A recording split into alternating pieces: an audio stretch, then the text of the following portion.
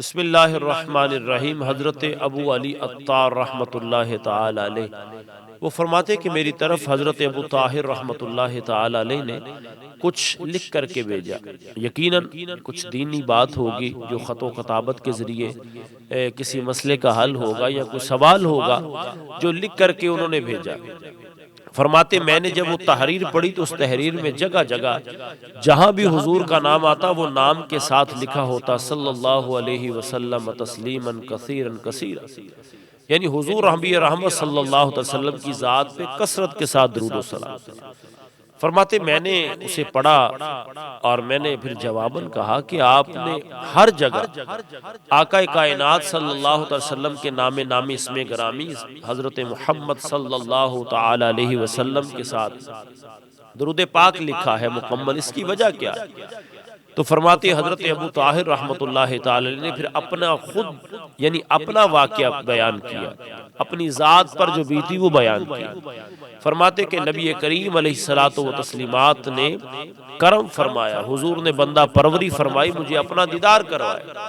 سبحان اللہ، میں سو جاؤں یا مصطفیٰ کہتے کہتے، کھلے آنکھ صلی علی کہتے۔ فرماتے حضور نے اپنا جمال دکھایا۔ فرماتے میں سرکار کی بارگاہ میں سلام پیش کیا تو حضور نے اپنا چہرہ پھیر لیا۔ فرماتے میں دوسری جانب ہوا تو حضور نے اپنا چہرہ پھر پھیر لیا۔ فرماتے میں اٹھ کر کے حضور کے سامنے آپ کی بارگاہ میں حاضر ہوا خواب میں۔ اور یاد رکھیے ہم بارہا اس بات کو عرض کرتے ہیں اپنے احباب محبت سے کہ حضور اگر خواب میں بھی دیدار کروائیں تو وہ حقیقت میں حضور کا دیدار ہی ہے، کیونکہ خواب میں بھی نبی رحمت صلی اللہ علیہ وسلم کی شکل میں کوئی اور نہیں آ سکتا، حضور کا ہی دیدار ہے، حضور کا ہی جمال ہے۔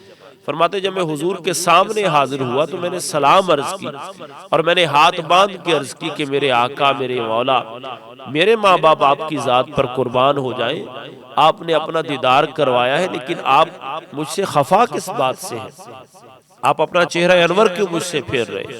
اور یاد رکھیے جس سے حضور اپنا چہرہ پھیر لے معاذ اللہ اس کے لیے تو کائنات ساری جو ہے وہ ویران ہے، اس کو کہاں جا پناہ ملے گی، اس شخص کو کہاں پناہ ملے گی جس کو نبی رحمت صلی اللہ علیہ وسلم کی ذات جس سے چہرہ انور پھیر لے۔ ہمارا تو عقیدہ یہ ہے کہ تیری نسبت ہی تو ہے جس کی بدولت ہم لوگ کفر کے دور میں ایمان بچائے ہوئے۔ تو کہتے میں نے عرض کی حضور کی بارگاہ میں، حضرت ابو طاہر رحمۃ اللہ تعالی علیہ عرض کرتے کہ میں نے حضور کی بارگاہ میں عرض کی کہ میرے آقا لجپال آپ اپنا چہرہ کیوں مجھ سے پھیر رہے؟ تو حضور نبی رحمت صلی اللہ علیہ وسلم نے ارشاد فرمایا کہ تو میرا نام لکھتا تو ہے لیکن میری ذات پہ درود و سلام نہیں لکھتا، تو لہٰذا اس لیے میں اپنا چہرہ تجھ سے پھیر رہا ہوں۔